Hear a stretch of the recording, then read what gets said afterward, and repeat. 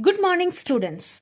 Let's start the chapter Data Handling and let's get introduced to the graph sheet. Students, this is the graph book which I have bought. This is a small graph book. So, when you start turning the pages, you will have the in-text page. You can write your name here. And the first page, you have a graph sheet on the left side and a ruled paper on the right side. So whatever question you have for the graph, you will write in this ruled paper and the corresponding graph you will be drawing here. Here you are not allowed to use pen, and in this you can use either pencil or pen. Okay children, so let's start with our graph. So this is your graph sheet. You can see unit squares here and you can see vertical lines, dark vertical lines here. 1, 2, 3, 4, 5, 6, 7, 8, 9, 10, 11, 12, 13 and 14. 14 vertical lines. Here 1, 2, 3, 4, 5, 6, 7, 8, 9, 10, 11, 12, 13, 14, 15, 16, 17 horizontal dark lines. Now, let us first start with x-axis and y-axis. The horizontal line is known as x-axis and the vertical line is known as y-axis.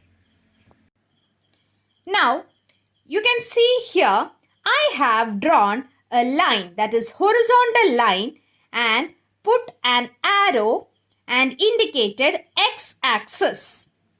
And I have drawn a vertical line using the pencil, put an arrow and indicated y-axis.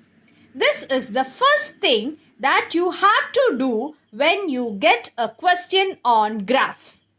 That is very important, and when you use a pencil, it should be very sharp because you can see very thin lines inside each square, isn't it?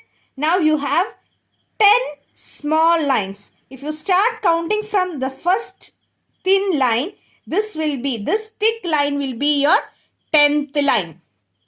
So each square will have 10 horizontal lines and 10 thin vertical lines. Now let's see our first question. Now children, this is the question. Number of children in 6 different classes are given below. Represent the data on a bar graph. So, what is a bar graph? A graph drawn on a sheet of paper using bars of uniform width and various height. That is what you call as bar graph. Uniform width at uniform interval and different heights. That is what you call as bar graph. Now you have class and number of children.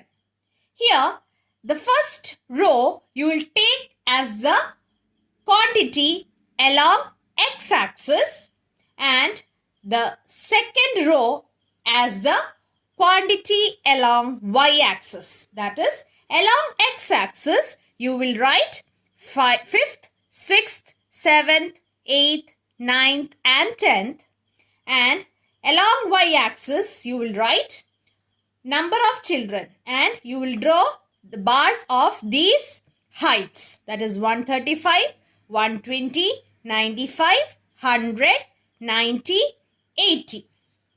Okay children, so let's start with the graph. Now already we have drawn x-axis and y-axis. Students, I told you we will plot class along x-axis and number of children along y-axis. Okay, let's start with x-axis. X-axis, what did we ask? Classes. So I'll write classes. Students, I told you don't use pen here.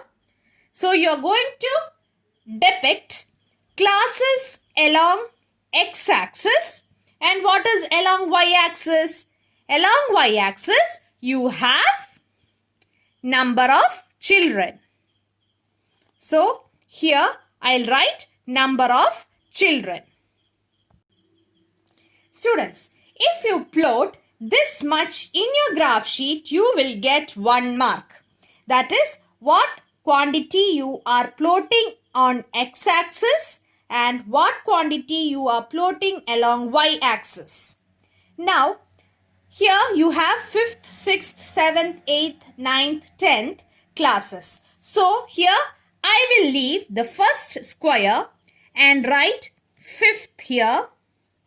As you have left one square here, you should leave the next square also and write 6th here, 7th,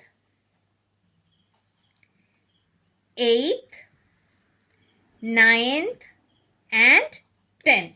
So that is what I told you. It should be at uniform interval. I have left one square in the beginning. So in between all the squares, you have to leave one square each. Now the next target is how to choose a scale. How would you choose a scale? Now read the quantities: 135, 120, 95, 100, 90, 80. The only condition is that you have to choose a scale using the multiplication table. If I am choosing ones table, what will happen? This joining point is always 0. Okay. If I choose ones table, what will happen? I'll write 1, 2, 3, 4, 5, 6. But no use. I will not get 135 here. Isn't it? So I'll go for the 2's table. 2, 4, 6, 8, 10, 12, 14. Do you think that I'll get 135 here? No. Again, I will not get. Next, we'll go for 5's table. What is that? 5's table. 5, 10, 15, 20, 25, 30, 35, 40, 45, 50, 55, 60, 65, 70, 75, 80, 85. Again, I am not getting 135. Why I am saying 135, 135? Because here in our reading, 135 is the highest reading. That is why I am telling 135, 135. Okay. So, 1's table is not appropriate. 2's table is not appropriate. 5's table also is not appropriate. So, we will go for the 10th table. 10, 20, 30, 40, 50, 60, 70, 80, 90, 100, 110, 120, 130, 140. Yes. Now, I chose the scale as 1 unit is equal to 10 children. What is the scale I chose? 1 unit. 1 unit means 1 square. 1 unit means 1 square. 1 unit is equal to 10 students because I am choosing the multiplication table of 10. That is your second step. I'll write scale. That is 1 unit is equal to 10 students. Along which axis? Along y-axis. Along y-axis. That is your second important step. You should indicate the scale on the graph. Okay. Hope you understood how I chose the scale as 10's multiplication table. Now, my duty is to write the units here. 10, 20, 30, 40, etc. I have written till 140. You can go till the end. Here 140 is enough because our highest reading is 135. Now let's see how to draw. The first reading is 135. So how will you choose 135?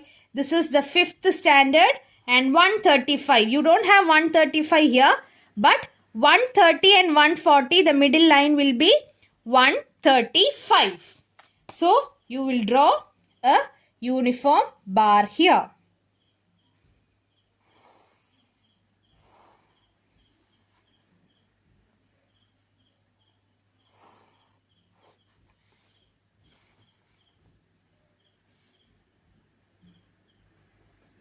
This is 135 bar. Now sixth reading is 120. Students, this is how you finish the bar graph. You can see I have drawn all the bars of equal width. Okay, I have left one square between each graph. And now, so the important factors of a bar graph. You should draw the x-axis and y-axis. Indicate what you are taking along x-axis and y-axis. Here you can see number of children. Then, according to your question, the first row will be x-axis and the second row will be y-axis. Then your next task is to choose the scale, count the number of horizontal lines and check which multiplication table you are going to take. Then write the scale of the graph which you have chosen. That is all about your bar graph. Make sure that you are very thorough with the bar graph because it's the stepping stone of your double bar graph. In the next class, we will be handling double bar graph. Today, I'll be giving you a homework. Submit it properly. Thank you. Have a nice day.